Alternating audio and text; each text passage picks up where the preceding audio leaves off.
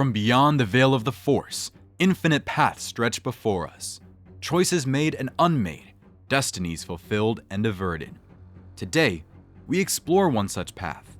What if Anakin Skywalker was knighted too early and given command of the 501st, with Ahsoka Tano assigned as his Padawan to guide him? Same battles, same fall, same Order 66. But this time, the tragedy begins in a very different place. Blaster fire tears through the crystalline canyons of Christophsis. Republic gunships scream overhead as battle droids advance in mechanical waves, their laser fire painting the war-torn streets in violent streaks of red. At the center of the chaos stands a figure too young to be leading this many soldiers to their deaths. Jedi Knight Anakin Skywalker, barely 20 years old, his lightsaber a blue blur as he carves through the Separatist assault. "All squads, advance on my position!" His voice crackles through comlinks with an authority that sounds rehearsed, practiced in front of mirrors during sleepless nights. The clone troopers don't hesitate. They follow him into the killing zone because he's never lost a battle, because he fights alongside them instead of commanding from orbit, because he makes them feel like heroes instead of equipment. Behind the front line, standing in the command center's tactical glow, Padawan Ahsoka Tano watches the holographic display with mounting concern.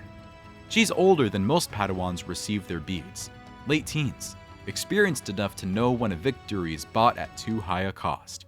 Her fingers hover over the communication panel. "Master Skywalker," she transmits, her voice measured. "The droids are funneling you toward the refinery district. It's a trap." "I know," Anakin responds, his breathing heavy between saber strikes. "That's why we're going to spring it." This is how the Clone Wars should have unfolded. This is how they did unfold, in a galaxy where the Jedi Council made a different calculation in the desperate hours after Geonosis. The Battle of Geonosis left the Jedi Order bleeding. Masters lay dead in the arena dirt. Knights who should have trained the next generation were scattered across 1,000 worlds, leading armies they were never prepared to command. The Republic Senate, terrified and furious, demanded results. Chancellor Palpatine, with his gift for seeming reasonable, suggested that perhaps the Order was being too traditional in these revolutionary times. So when Obi-Wan Kenobi stood before the Council and recommended his former Padawan be granted the rank of Knight, a recommendation born from genuine pride in Anakin's capabilities, the Council didn't stop there. They saw a prodigy, a war hero from Geonosis, and a politically convenient symbol of Jedi strength. They saw someone who could win battles quickly, decisively, spectacularly. What they didn't see was a young man who had spent his entire Jedi training trying to prove he belonged, who equated validation with victory, who had never been taught that wisdom and power are not the same thing. "Knight Skywalker," Mace Windu had pronounced, his voice carrying the weight of inevitability. "The Council grants you command of the 501st Legion. You will answer directly to Republic High Command. No apprenticeship in leadership, no gradual preparation, just a lightsaber, a legion, and a war that would consume the galaxy." The Council wasn't blind to the risks entirely. Master Yoda suggested, in his careful way that made orders sound like suggestions, that perhaps Knight Skywalker would benefit from a Padawan, someone to temper his aggressive instincts, someone with experience. Enter Ahsoka Tano, a Togruta already showing exceptional skill, already being groomed for knighthood itself. The Council's logic seemed sound. Pair the aggressive young commander with a mature, thoughtful apprentice who would provide counsel. What they actually did was create a dynamic destined for resentment. Anakin saw his new Padawan as an imposition, a reminder that the Council didn't fully trust him. Ahsoka felt demoted, pulled from meaningful training to babysit a master who didn't want her there. But she committed herself anyway, because that's what Jedi do. Enjoying our alternative Star Wars universe? Consider liking and hitting the hype button to show us your support.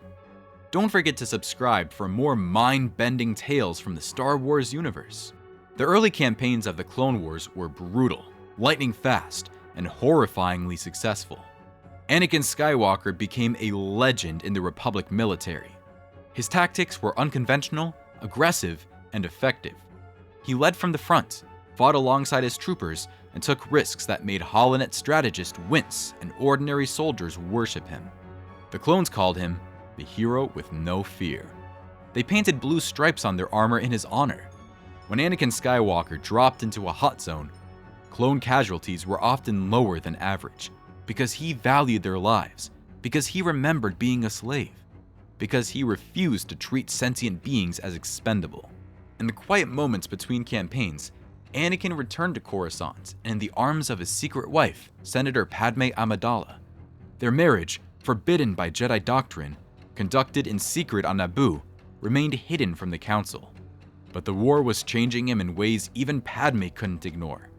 He spoke less of peace and more of victory. When she questioned his methods, he grew defensive. "You don't understand what it's like out there," he'd say. And she didn't. The gap between the senator who believed in diplomacy and the general who believed in decisive force widened with each passing month. But there was a cost to this approach that nobody in the Grand Army wanted to calculate, and a cost in Anakin's personal life that he refused to acknowledge. Ahsoka found herself occupying a strange space in this new order. Technically, she was Anakin's apprentice. Practically, she became his chief strategist, his diplomat, his conscience. She coordinated with Republic intelligence, negotiated with local governments, and planned extraction routes for when Anakin's frontal assaults inevitably turned into fighting retreats. "You're thinking too much, Snips," Anakin would tell her, using the nickname that started as condescension and somehow became affection. "Sometimes you just need to trust your instincts." And sometimes, she would reply quietly, "instincts get people killed." He never seemed to hear that part.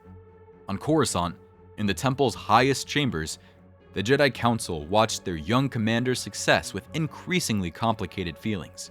Master Windu saw effectiveness. Master Yoda sensed disturbance. And Obi-Wan Kenobi. Obi-Wan felt the specific guilt of a teacher who knows he failed his student, but can't articulate exactly how. The problem was structural. In canon, Obi-Wan and Anakin fought side by side, master and knight operating as peers. But in this timeline, Anakin commanded his own legion, while Obi-Wan led the 212th on separate campaigns across the galaxy. They might go months without seeing each other, communicating only through brief hologram calls between battles. When they did meet, Anakin received him not as a mentor, but as a fellow general, respectful, friendly, but fundamentally changed. The student who once sought guidance now bristled at advice. And Obi-Wan, exhausted from his own campaigns and grief-stricken by the war's toll, didn't have the energy to force the issue. "Perhaps," Obi-Wan suggested during one session, his voice carefully neutral, "we should consider assigning Anakin to more defensive operations. Give him time to develop restraint." "Restraint doesn't win wars, Master Kenobi," Windu countered. "The Senate expects results. General Skywalker delivers them." Yoda's ears drooped slightly. "Results we celebrate. Consequences we ignore. The Jedi way this is not, but war's way it has become." Nobody in that chamber realized they were describing the sound of their order drowning. Meanwhile, in the Chancellor's office, Palpatine conducted his real work. He had spent years grooming Anakin Skywalker for this moment, planting seeds of resentment toward the Council, fostering a sense of exceptionalism, encouraging the belief that rules were for lesser beings. Now, with Anakin commanding armies and winning accolades, those seeds were flowering beautifully. But Palpatine was too skilled to create simple hatred of the Jedi. Instead, he cultivated something more insidious: selective trust. When the Council praised Anakin, that proved their wisdom. When they questioned him, that revealed their fear. It was a psychological trap that made Anakin simultaneously loyal to and resentful of the institution that had made him. "The Council fears your success," Palpatine would murmur during their private meetings, his voice a combination of grandfatherly concern and conspiratorial truth. "They gave you responsibility, but not authority. They sent you to war, but keep you on a leash. They assigned me Ahsoka to watch me," Anakin admitted one evening, the bitterness fresh. "Did they?" Palpatine's eyebrow raised with practiced surprise. "How curious. And does your Padawan support your decisions?" "She questions everything. Every tactic, every risk." "Then perhaps The Chancellor suggested softly.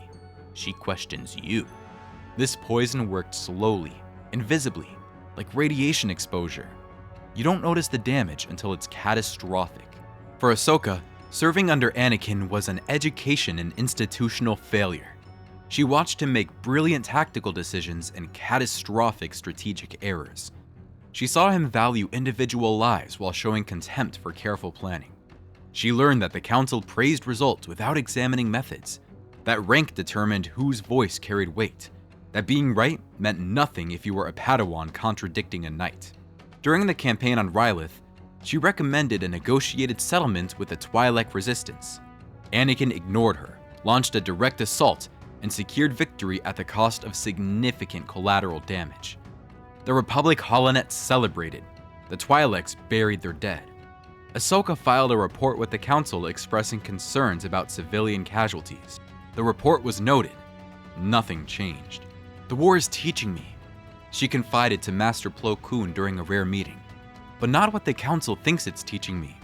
What do you learn, little Ahsoka? Plo asked gently, already sensing the answer. That we're not the guardians of peace anymore. We're just really effective soldiers. The years ground forward. Anakin became more confident, more autonomous, more certain that his instincts were superior to the Council's bureaucracy. Ahsoka became more disillusioned, more aware of the gap between Jedi ideals and Jedi practice. They fought together with increasing effectiveness and decreasing understanding. Then came the bombing of the Jedi Temple hangar.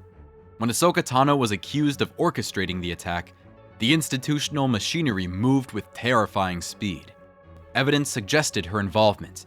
The military tribunal seemed airtight. The Council, desperate to prove the Order's integrity, did not rush to her defense. And Anakin Skywalker, the brilliant, aggressive, confident knight who had never met a problem he couldn't solve with sufficient application of force, looked at the evidence and reached a conclusion that would haunt what remained of his soul. He believed the Council must be right. This wasn't immediate certainty. He had doubts, but Palpatine's careful cultivation of selective trust bore fruit. Anakin had learned to trust the Council when they validated him, to believe in their judgment when it confirmed his worldview. The same institution that had elevated him, that had recognized his worth when others doubted, was now judging his Padawan. And the insidious thought crept in. If they were right about me being special, perhaps they're right about her being dangerous. He investigated, not to prove her innocence. He investigated to understand how she had fallen so far, to find the moment where his Padawan had betrayed everything he taught her. The truth, that Barriss Offee had framed Ahsoka, that the Order's own member had turned against them, was revealed through Anakin's work. But it was revealed too late. Too late for Ahsoka to forget the look in her master's eyes when he first heard the charges. Too late for her to unhear the silence where his immediate defense should have been. When the Council offered to reinstate her, to grant her knighthood, Ahsoka Tano walked into the chamber and spoke words that would echo through the Force like a death knell. Thank you, Masters, but I'm done. This isn't about the trial. It's about what the trial revealed. She looked directly at Anakin. I spent years watching you choose power over wisdom, victory over understanding. I thought that was just your way, but it's not. It's the Order's way. You're exactly what they trained you to be, and what they trained you to be isn't a Jedi. Anakin reached out. Ahsoka, wait! You don't protect people, Master. You protect systems. And when the system turned on me, you protected it. She left the temple in broad daylight, walking down stairs that hundreds of Jedi had descended in defeat, exile, or shame. She did not look back.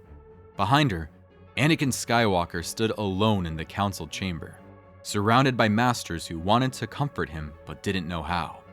This is very unfortunate, Mace Windu said finally. Obi-Wan placed a hand on Anakin's shoulder. She'll come back. Give her time. But Yoda simply closed his eyes, ears drooping low. Lost her, we have. And more than her, I fear. The old master was right. Ahsoka Tano had been the last person in Anakin's life who could have pulled him back from the edge. She criticized him not from jealousy or political maneuvering, but from genuine concern. She saw through his rationalizations. She cared enough to be honest. The council discussed Anakin's state in their next session. Master Windu suggested assigning him a new Padawan. Obi-Wan volunteered to take a more active mentorship role despite his 212th commitments. Yoda proposed a temporary leave, time for meditation and healing. But the war machine demanded otherwise. The Senate needed General Skywalker on the front lines. The clones needed their hero with no fear. And so the council, as they had done so many times before, chose military necessity over a Jedi's well-being. Monitor the situation we will, Yoda concluded sadly. but removed from duty, he cannot be. Too valuable to the war effort, Knight Skywalker is. It was another calculation, another compromise, another small death of the Order's principles in service of the Republic's survival. Without her, there was only Palpatine. The final year of the Clone Wars accelerated toward catastrophe like a starship whose hyperdrive had malfunctioned. Too fast to control, too late to stop. Anakin threw himself into the conflict with renewed ferocity. His strategies became more aggressive. His tolerance for dissent evaporated. He stopped attending council meetings unless summoned. When Obi-Wan tried to reach him, tried to rebuild their old connection, Anakin was polite but distant. "I'm fine, Master," he would say, the title now carrying a subtle edge. "I'm doing what the Republic needs me to do." Even Padme couldn't reach him anymore. Their moments together became tense, filled with silences that spoke of growing chasms neither knew how to bridge. She was pregnant, a secret even more dangerous than their marriage, and Anakin began having nightmares of her dying in childbirth. When he confided in Palpatine rather than the Council, the Chancellor's trap closed completely. Here was a fear the Jedi couldn't address, a love they would condemn, a desperation they would call attachment, and he was. The 501st Legion achieved victory after victory. General Skywalker's kill count, in droids, yes, but also in organic separatist commanders, climbed to legendary numbers. The Holonet loved him. The Senate loved him. Chancellor Palpatine loved him most of all. When Palpatine revealed himself as Darth Sidious, offered Anakin the power to save Padme from certain death, promised him authority unencumbered by council bureaucracy, the decision was somehow easier than it should have been. Because Anakin had already been choosing power over principle for years, he'd just been doing it with a lightsaber instead of a red blade. The Jedi are traitors, Palpatine explained in that voice that made lies sound like uncomfortable truths. They plot against democracy. You've seen how they operate. Rules for others, exemptions for themselves. Anakin thought of Ahsoka, walking away. He thought of the Council, praising his victories while restricting his authority. He thought of Obi-Wan's persistent doubts, always questioning, never trusting. "What do you need me to do?" he asked. Order 66 transformed the galaxy in an evening. Jedi across 1,000 worlds fell to their own soldiers, cut down by men they'd fought beside for years. The temple burned. Children died. The holo recordings would show Jedi plotting against democracy, which showed clone troopers defending the Republic. Darth Vader emerged from that fire with certainty the Jedi had never given him. No more questions. No more councils. No more Padawans telling him he was wrong. Just power, authority, and a Sith master who understood that the strong deserved to rule. Ahsoka Tano survived Order 66 because she wasn't part of the Order anymore. She was on a backwater moon, helping refugees, when she felt the disturbance in the Force. Thousands of lights going out at once. She knew immediately what it meant. She also knew why it had happened. The Jedi hadn't just failed to prevent their own destruction. They had actively trained the weapon that would kill them. They took a traumatized slave child, gave him immense power, minimal guidance, and told him to win a war. They mistook tactical genius for wisdom. They confused victory with righteousness. And when that weapon turned on them, they acted surprised. In the years that followed, Ahsoka would become exactly what the Jedi should have been. A guardian operating without authority, helping people because it was right, not because some council deemed it acceptable. She didn't wear the robes. She didn't carry the title. She didn't pretend to have all the answers. She just did the work. On the Death Star, in the depths of his meditation chamber, Darth Vader occasionally thought of his former Padawan, the memory that had once haunted Anakin Skywalker, the look in Ahsoka's eyes when she realized he hadn't immediately defended her, had been transformed by the dark side into something else entirely. Not regret. Sith Lords don't traffic in regret, but a kind of cold understanding that she had been correct. He did protect systems over people. He did choose power over principle. The difference was that now, he didn't pretend otherwise. What had been a source of guilt for Anakin became validation for Vader. She had seen what he truly was before he had even accepted it. Obi-Wan, watching over Luke Skywalker in the Tatooine desert, replayed that final council meeting before Ahsoka's trial 1,000 times in his mind. He saw the moments when they could have intervened, the opportunities they'd missed, the warning signs they'd ignored. He remembered standing beside Anakin as Ahsoka walked away, offering comfort when he should have offered admission of failure. The Clone Wars were not lost on the battlefield. They were not lost in the classroom. In the decision to promote a traumatized 20-year-old to general without preparing him to lead. In the arrogance that assumed the Jedi way was self-evident. In the willingness to sacrifice mentorship for military efficiency. The galaxy paid the price for that failure for decades. And in the end, it was not paid by Council Masters who made the choice, but by the billions who suffered under the empire they'd accidentally built. This is the tragedy of the Jedi Order. Not that they were destroyed by evil, but that they created the conditions for their own destruction by mistaking ceremony for wisdom, rank for righteousness, and a slave's desperation for belonging for genuine loyalty to their cause. Anakin Skywalker was always going to be powerful. Whether he became a hero or a monster depended on a question the Jedi Council never properly asked. Does this young man need validation, or does he need guidance? They gave him validation. Palpatine gave him power, and the galaxy burned because nobody gave him what he actually needed. Someone who loved him enough to tell him no. The Clone Wars were not a military conflict that the Republic won or lost. They were an institutional failure that destroyed everything the Jedi had spent 1,000 generations building. And it happened not because the dark side was too strong, but because the light side forgot what it was supposed to illuminate. In an alternate telling of these events, Obi-Wan properly trains Anakin. Ahsoka serves alongside him as a peer. The war unfolds differently, but in this timeline, in the timeline where the Council made the expedient choice instead of the right one, the tragedy was inevitable from the moment they handed a lightsaber to a young man who needed a teacher and told him to win a war. The lesson, if there is one, is this. Titles and ranks and council seats don't make you wise. They just give you the authority to make bigger mistakes. The Jedi forgot that, and forgetting cost them everything. If you enjoyed this journey into an alternative Star Wars universe where destiny takes unexpected turns and balance means something entirely different, make sure to subscribe to our channel. We explore the infinite possibilities hidden within the galaxy far, far away, asking the questions that reshape everything you thought you knew. The Force has many paths. Come discover them with us.